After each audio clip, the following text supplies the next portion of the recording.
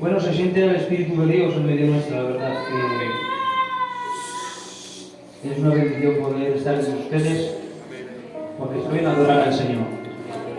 Bueno, algunos hermanos me decían que tenían deseo de estudiar la palabra del Señor, y gloria a Dios por ello, porque yo no soy ni más ni menos que otras personas, pero también me gusta estudiar la palabra del Señor. Entonces creo que la fusión que hay en Ollón de la oración que tenéis, si el Señor nos permite hacer estudios bíblicos así de esta manera, creo que va a ser una bendición.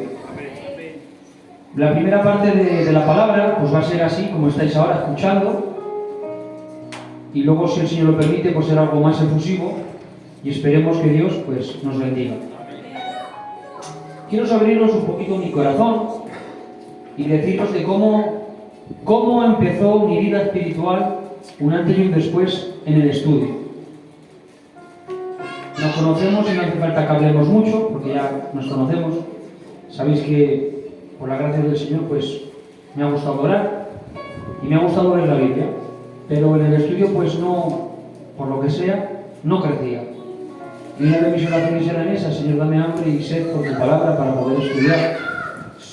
Bueno, una vez llamaron a mi puerta unos testigos de Jehová, que Dios los salve y los bendiga, y me confrontó el Espíritu de Dios de una manera terrible, terrible. Porque ellos me hablaron y yo les hablé, ni ellos me convencieron ni yo les convencí. Y salí llorando cuando se fueron, porque me contestaba el Espíritu Santo y me decía: si hubieras sabido un poquito más de mi palabra, yo te les he dado para que les hablarías con más exactitud de mi palabra y poderles haberles hablado de mí con más exactitud, y quizás poderlos haber ganado. Me confrontó tanto, hermanos, esa conversación que tuve con el Señor, que salí llorando y le dije: te pido perdón. De aquí en adelante, en el uno que tengo, porque no tengo más, en el uno que tengo, si tú me llegas, te prometo que voy a estudiar tu palabra. Porque mirad, hermanos, me es muy fácil evangelizar a los que ya saben del Señor. Venga, chico, vente al culto que gozamos, hombre. ¿Qué es que estoy, pastor, que estoy frío? Vente, hombre, ven, que gozamos. Mira, que va a predicar el José, que vamos a gozar. Se canta una alabanza del Dani, ya veréis, mira que es muy fácil. O voy a tu casa, estoy contigo. Pero y con aquellos que no saben del Señor, y con un abogado, con un juez, con un diputado, con el niño empollón de la clase. Sabemos hablar de Jesús con gente de nuestro entorno, y es una bendición y no deberíamos de hacerlo, ¿vale? Que se entiende lo que estoy diciendo. Pero creo que tenemos que estudiar la palabra para varios motivos. Primero, para nutrirnos nosotros y crecer, y segundo, para impactar al mundo con la palabra de Dios. Jesús es Dios. ¿Por qué Jesús es Dios? Lo lanzo en pregunta. ¿Jesús es Dios? ¿Cómo me puede expresar alguien de esta sala que Jesús es Dios? No, es que yo creo en Jesús. Curioso. No es que Jesús aparece en la Biblia. Demuéstramelo bíblicamente. Demuéstramelo históricamente. Esas preguntas me las hacía yo, hermanos, no lo digo por vosotros. Bueno, y de ahí nació este estudio, que si el Señor me permite algún día enfrentarme a algún testigo de Jehová, pues creo que le confrontaré, por el poder de la palabra.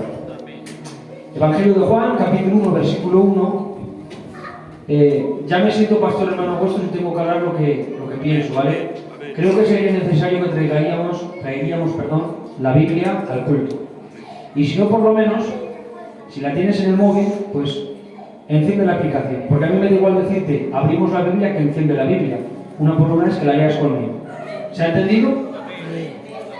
Evangelio de Juan, capítulo 1, versículo 1, dice así la palabra del Señor: en el principio era el Verbo, y el Verbo era con Dios, y el Verbo era Dios. No voy a entrar en este verso porque si no sería mucho, lo tomo para encabezar lo que vamos a hablar. Primera pregunta: ¿Jesús es Dios? Bíblicamente se demuestra. ¿Jesús es Dios? Colosenses 2:9, porque Él habita corporalmente toda la plenitud de la deidad. En otra traducción dice: pues en Cristo habita toda la plenitud de Dios en un cuerpo humano. Primera de Timoteo 3:16, indiscutiblemente grande es el misterio de la piedad. Dios fue manifestado en carne. Filipenses 2:5 al 6, haya pues este sentir en Cristo Jesús, el cual siendo en forma de Dios, no estimó ser igual a Dios como cosa que aferrarse. Romanos 9:5, hablando de Jesús, de quienes son los patriarcas y de los cuales según la carne vino Cristo, el cual es Dios sobre todas las cosas, bendito por los siglos. Tomás, cuando lo vio la segunda vez con los discípulos, ya sabéis que Tomás no se creía que había resucitado, y una semana después se aparece Jesús a los discípulos, incluido Tomás. Bueno, y ahora cuando Tomás lo ve, dice esta expresión. Entonces Tomás respondió y le dijo, Señor mío y Dios mío. Tito 2:13, aguardando la esperanza bienaventurada y la manifestación gloriosa de nuestro gran Dios y Salvador Jesucristo. Primera de Juan 5:20, pero sabemos que el Hijo de Dios ha venido y nos ha dado entendimiento para conocer al que es el verdadero. Y estamos en el verdadero, en su Hijo Jesucristo. Este es el verdadero Dios y la vida eterna. Hebreos 1:8, mas del Hijo dice, esto es un salmo, ¿vale? Mas del Hijo dice, tu trono, oh Dios, por el siglo del siglo, cetro de equidad es el centro de tu reino. Vemos que bíblicamente aparece que Jesús es Dios. Y ya saben ustedes que, según la historia y según la Biblia, todos los hombres que se han creído un Dios y que se han divinizado, todos que han exigido adoración. Por ejemplo, un relato bíblico. Nabucodonosor era, según la Biblia, rey de reyes y señor de señores, el imperio de la cabeza de oro en Daniel. Y él estableció tanta gloria y tanta grandeza que incluso levantó una estatua de oro y decía, cuando suenen los instrumentos todo el mundo se incline y adore. Eso es un personaje bíblico en los tiempos de Daniel. Porque una persona cuando es Dios, la seña que le tiene que seguir es que el pueblo le adore, le siga, le honre. ¿Vale? A Jesús los hombres le adoraron. Los magos del Oriente le adoraron, Mateo 2 al 11. Los discípulos le adoraron al ver su autoridad, Mateo 14:33. Un ciego le adoró al saber que le estaba dando la vista, Juan 9:37. Unas mujeres le adoraron al verle resucitado, Mateo 28:9. Los discípulos le adoraron al verle resucitado, Mateo 28:16. Los discípulos le volvieron a adorar cuando ascendió al cielo, Lucas 24:51. Pablo, en Romanos 9:5 le adoró. Pedro, en 1 de Pedro 4:11 le adoró. Judas, en Judas 1:25 le adoró. Algo profético. Todo el mundo le adorará. Filipenses 2:9-11. Por lo cual Dios también le exaltó hasta lo sumo y le dio un nombre que es sobre todo nombre, para que en el nombre de Jesús se doblen todas las rodillas que están en los cielos, en la tierra, debajo de la tierra, y toda lengua confiese que Jesucristo es el Señor, para gloria de Dios Padre. Amén. Los hombres le adoran, pero ¿y los ángeles? Porque ya sabéis que los ángeles son ministradores de Dios y están continuamente adorando al Señor. Ya sabéis que hay distintos ángeles, arcángeles, querubines, serafines, pero no me quiero meter ahí, pero sí decir que hay ministerios dentro de los ángeles que se dedican a adorar al Señor, de levantar su grandeza, de dar gloria a su santidad, de dar magnificencia a su poder. Bueno, ¿y los ángeles adoraban a Jesús? Dice en Hebreos 1:6, y otra vez, cuando introduce el primogénito en el mundo, dice, adórenle todos los ángeles de Dios. Cuando el Señor Jesús es introducido en el mundo, Dios Padre pega un grito y dice, adórenle todos los ángeles de Dios. Y todos los ángeles de Dios que estaban en el cielo bajaron a la tierra para adorar al Señor Jesús cuando era un niño. Y la creación, hemos dicho que los hombres, que los ángeles y la creación también le adoran. Dice Romanos 11:36, porque de Él y para Él y por Él son todas las cosas, a Él sea la gloria por los siglos. Amén. Colosenses 1:16, porque en Él fueron creados todas las cosas, las que hay en los cielos, en la tierra, visibles e invisibles, sean tronos, sean dominios, sean principados, sean potestades. Todo fue creado por medio de Él y para Él. Todo fue creado por medio de Cristo y para la gloria de Cristo. Porque todo fue creado en Él. Es decir, todo fue creado en Él, por Él y para Él. Porque una persona cuando crea algo es digno que esté su sello. Y es digno que los aplausos se reciban. Por ejemplo, imaginaros que yo soy el creador de este púlpito y este púlpito se hace el púlpito más famoso de toda la historia. Este púlpito tendrá el nombre que yo le ponga y se recordará porque es el púlpito de Benjamín. Lo he creado con mi fuerza y para mi gloria. Eso es lo que pasó. Todo fue creado por medio de Él, para Él y en Él, porque Él habita en todos los lugares con su misma presencia.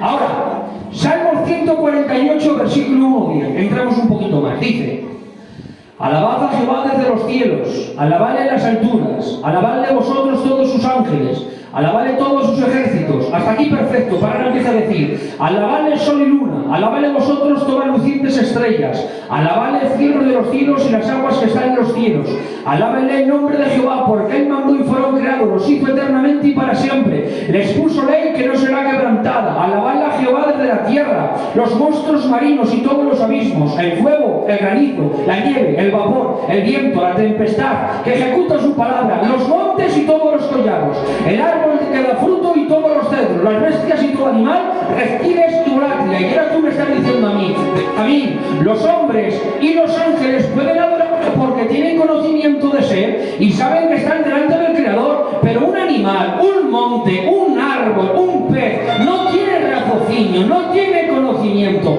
¿Cómo puede adorar al Señor, su Creador? Bueno, pues simplemente cuando ellos cometen el llamado y el propósito porque han sido creados, eso es también adoración. Por eso, cuando el caballo trota, está adorando al Señor. Cuando el perro ladra, cuando el águila vuela, cuando el pájaro canta, cuando los pájaros nadan, cuando los peces nadan, cuando la flor da su fragancia, cuando la hierba crece, cuando el árbol da su fruto, los montes con su grandeza, el fuego con su calor, el viento cuando se mueve, los ríos cuando dan corriente, los mares con sus olas, los manantiales cuando fluyen agua, las nubes cuando llueven, el sol cuando ilumina, la luna cuando resplandece, las estrellas cuando brillan, cuando la creación está cumpliendo el cometido porque ha sido creado, está adorando al Señor. De tal manera que en Romanos, a los que no creen al Señor, un día serán juzgados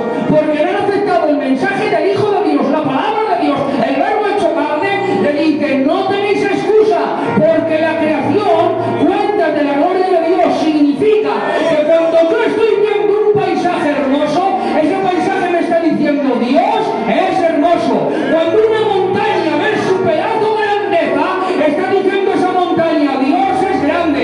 Cuando en tiempos de sequía empieza a llover, esa lluvia está diciendo: Dios es misericordioso. Cuando se levanta por la mañana el sol, cuando la creación puede continuar hasta adelante, está diciendo el sol cuando se ilumina. El sol de justicia tiene promesa para la creación. Cuando una persona adora, cuando un ángel adora y cuando la creación adora, es porque están recibiendo Dios la adoración por lo que han sido creados. Por eso la creación también adora bajo lo que ha sido creada y bajo el propósito y llamado, dependiendo de la voluntad de Dios. Por eso en la cruz del Calvario, los hombres no le adoraban, los ángeles tenían orden por Dios de que no le ayudarían, pero cuando los hombres no querían adorarle y los ángeles por modo de Dios no podían ayudarle, la creación sí le adoró y sí le reconoció. Mateo 27:51 y Lucas 23:44-45 dice: la tierra tembló, el sol se oscureció, las piedras se rompieron, el velo se abrió, las nubes cubrieron la tierra. La creación estaba diciendo: si los hombres no reconocen a quien tiene delante de la cruz, cosa de ello, nosotros sabemos quién es el Creador. ¡Ay, la gloria! ¡Ay, la honra! ¡Ay, la alabanza!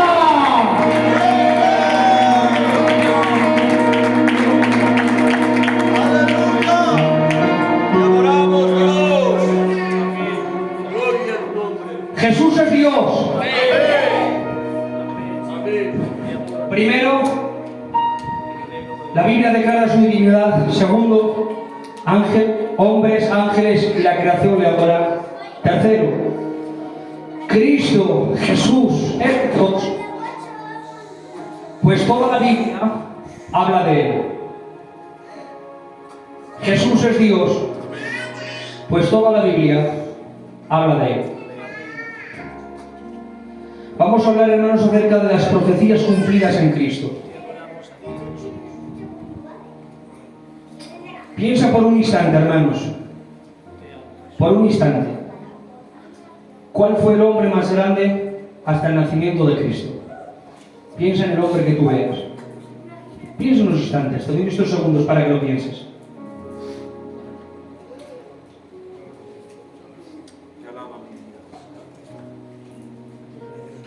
Alguno puede pensar, David, conforme el corazón de Dios. No, David no. Abraham, que estuvo a punto de matar a su hijo por amor a Dios y es el padre de la fe. Abraham no. Moisés, que recibió la ley, que alimentó al pueblo que lo sacó de Egipto. Según la Biblia, dijo Jesús. Y cuando Jesús hablaba, normalmente tenía razón. De los nacidos de mujer no hay otro como Juan Bautista. ¿Cuánto habla de la Biblia de Juan Bautista, Sangar? Un verso o dos en Isaías. Dice, yo he llamado a mi mensajero que prepare el camino para cuando venga su Salvador.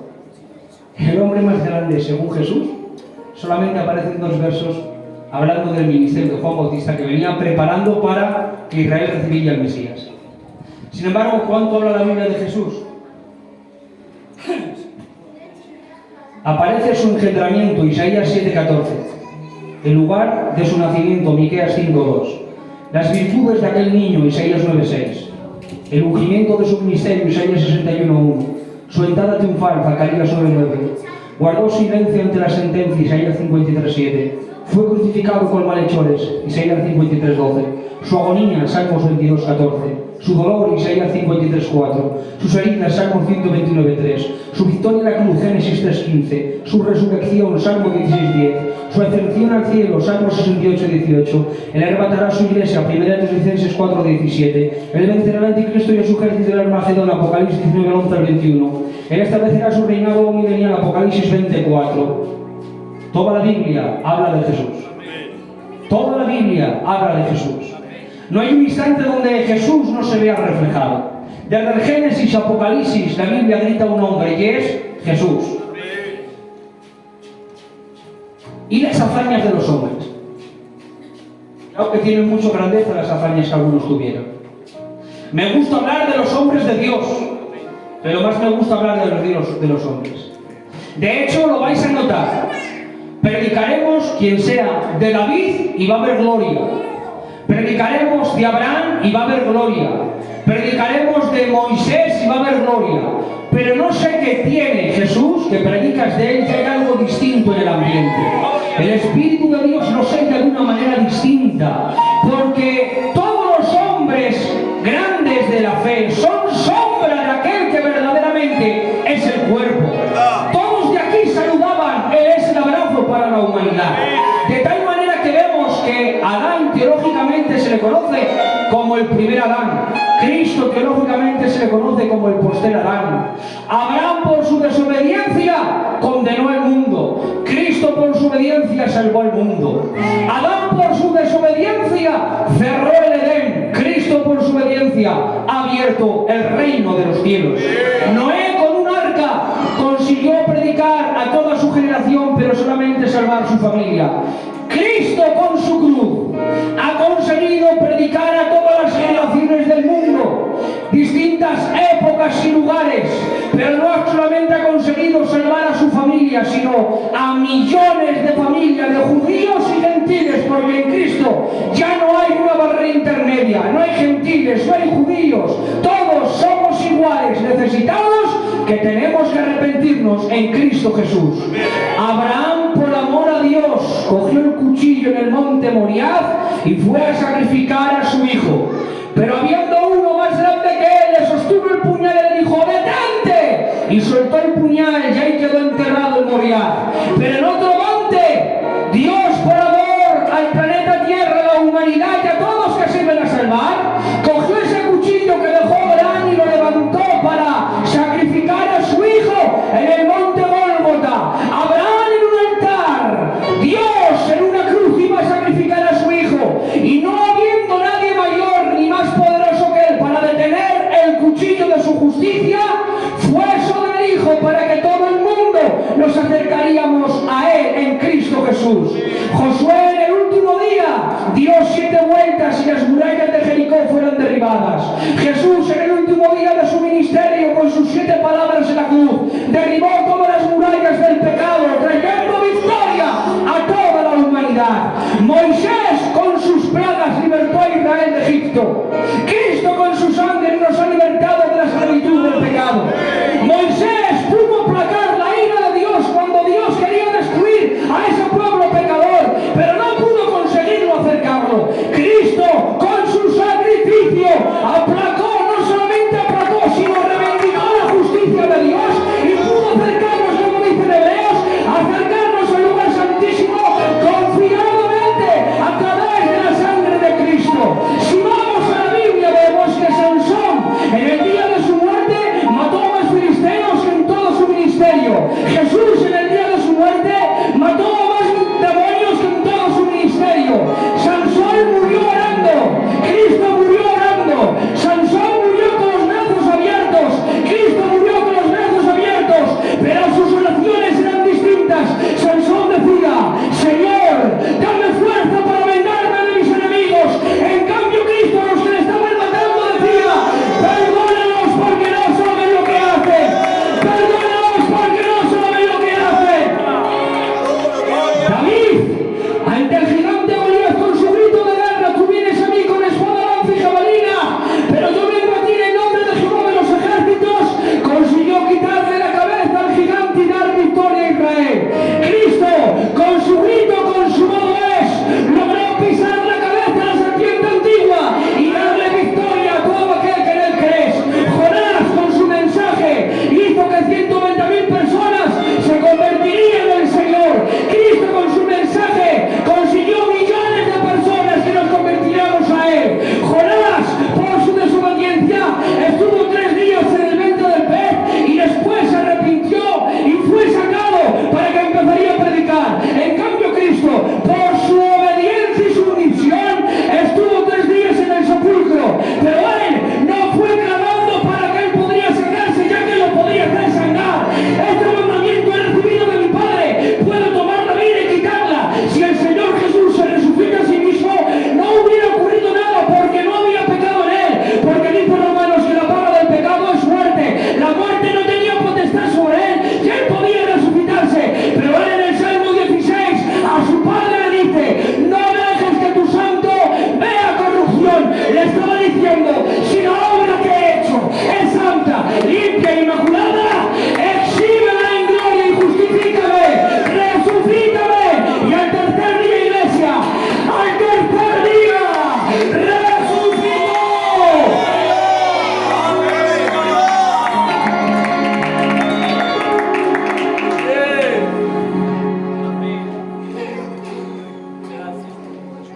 Adoramos Dios. Jesús es Dios. Amén. Sin duda. Amén. Símbolos y tipos de Cristo.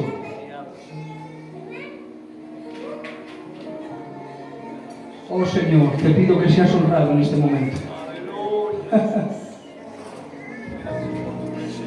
Te pido que seas honrado, Señor. Jesús es las pieles de animal que Dios le dio a Adán y a Eva cuando pecaron y fueron sacrificadas. Jesús es la ofrenda de Abel. Es el arca que salvó a la familia de Noé. Es la simiente de Abraham. Es el carnero que salvó a Isaac de ser sacrificado. Es la escalera que estaba unida a la tierra en el cielo que soñó Jacob. Es la túnica de José. Es el cordero de la Pascua. Es el maná. Es la serpiente de bronce que levantó Moisés para que todos serían salvados de la mordedura de las serpientes. Es la roca que seguía el pueblo para que bebieran en el desierto. Él es el cordón de grana que colgó en la ventana Rahab para que fuese salva. Él es el sacrificio de la flor de harina. Él es el sacrificio del haz de manzana. Él es el sacrificio del macho cabrío. Es el altar de bronce donde sacrificaban los sacerdotes por sus pecados y por los del pueblo. Él es los panes de la proposición. Él es el candelero de oro. Es el altar del incienso. Él es el arca de Jehová. Él es el tabernáculo. Dentro del arca de Jehová estaban las 10 tablas de la ley, que son los 10 mandamientos, que Él es la misma ley. Dentro del arca de Jehová está la vara que reverdeció, que es un tipo de la resurrección de Cristo. Dentro del arca de Jehová estaba el maná, que representa que Él es el pan motivo que descendió del cielo, pero era acompañar mi iglesia. Dentro del tabernáculo, dependiendo de los muebles y la posición que estaba, forma un dibujo. Mirad, el atrio del tabernáculo, lo primero que te encontrabas era el atrio. ¿Qué era el atrio? Un recinto vallado, donde había dos muebles y dentro estaba el templo, el santo y el santísimo. Acompañadme. Cuando entraban los sacerdotes y los levitas a ministrar, lo primero que encontraban en el atrio, ¿saben lo que era? El altar de bronce, que era en el dibujo.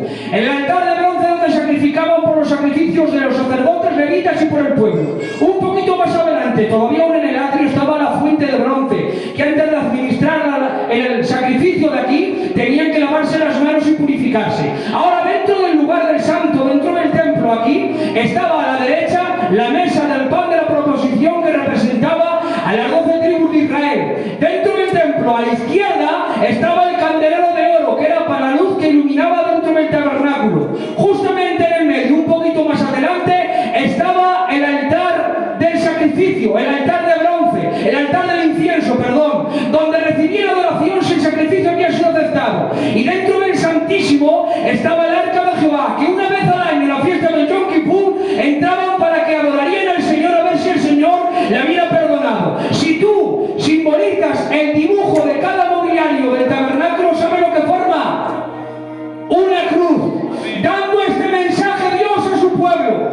Si yo me revelo en el arca de Jehová, en el lugar santísimo, no lo puedo hacer por el sacrificio de un sacerdote, ni de un levita, ni de un juez que después levantaré, ni un rey que después levantaré, ni un profeta que después levantaré. ¿Qué va? Si hago yo este sacrificio, si hago yo este milagro de que vosotros, siendo pecadores y yo santo, podamos acercarnos, es mediante la cruz de Cristo, porque si no está la cruz, perdonadme, nosotros somos pecadores y no podemos acercarnos al Señor porque Él es santo. Pero si no te ha valido esto, espera lo que viene. Esto me lo aprendió Luis Sangá. El nombre más sagrado de los hebreos que se revelaban con Dios, el yo soy del que soy de Moisés, se reveló de esta manera: YHWH,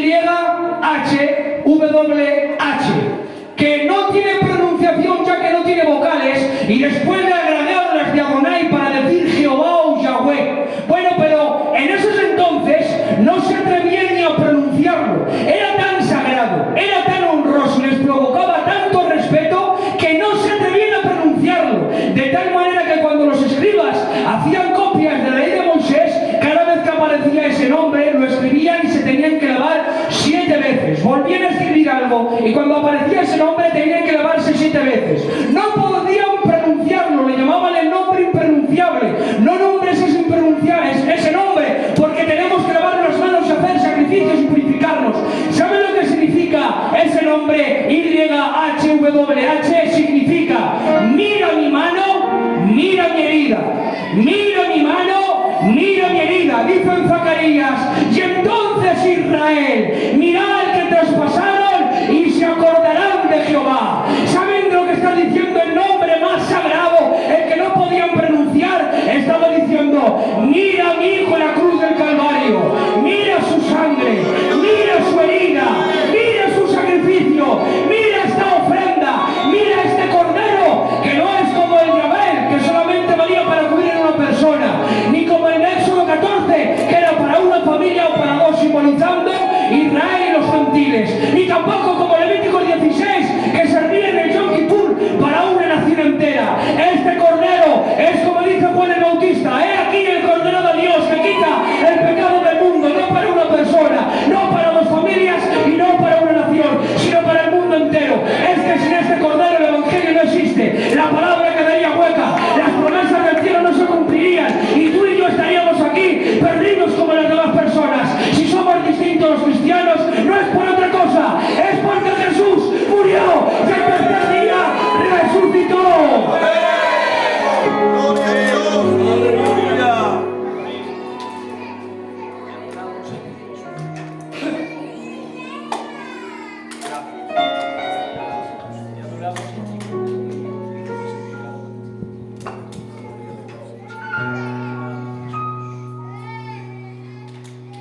Hay nombres en la Biblia de héroes de la fe que te llaman la atención, ¿verdad?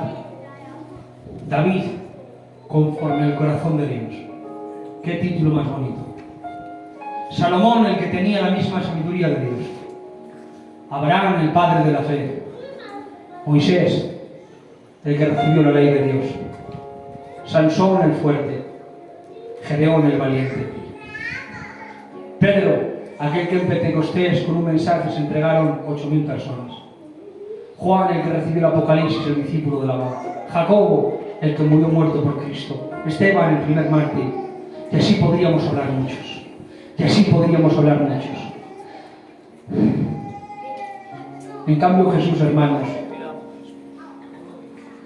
Él es el amigo de los pecadores, la aurora, el carpintero, la consolación de Israel, el Cordero de Dios que quita el pecado del mundo, el Cristo, el don de Dios, el Emanuel, el esposo, el guiador, el gobernante, el heredero, el hijo de Abraham, el hijo de David, el hijo de Dios, el hijo del hombre, Jesús, el maestro, el médico, el Mesías, el Nazareno, el niño, el pan de Dios, el pastor, la puerta, el rabí, el rey de Israel, el rey de los judíos, el Salvador, el Señor, el unigénito, el varón, el verbo, el yo soy el camino, la verdad y la vida, yo soy la luz del mundo, yo soy la resurrección y la vida, yo soy la vid verdadera, el testigo fiel, el fiel y verdadero, que con justicia juzga y pelea, el que tiene los ojos como llamas de fuego y los pies semejante al bronce brunido, él es la estrella resplandeciente de Israel, el león de la tribu de Judá, el alfa y el omega, el principio y el fin, el primero y el último, él es el que era, el que es y el que ha de venir. Él es el amén, el todopoderoso. Él es el cordero enojado con los enemigos, el cordero compasivo con su pueblo, el cordero que es digno de abrir el libro y de sacar los 7 sellos. Él es el cordero que ha redimido a toda tribu, lengua y nación. Él es el Mesías, Él es el Salvador, Él es el verbo hecho carne, Él es el Rey de reyes, Señor de señores, Dios de todos los dioses. Él es el que tiene complacido el Padre. El Señor dijo: este es mi hijo amado, el cual tiene toda mi complacencia. En su ministerio como rey, su ministerio como sacerdote, su ministerio como profeta, no hay quien lo iguale. Ponme quien tú quieras en la historia, cualquier político, cualquier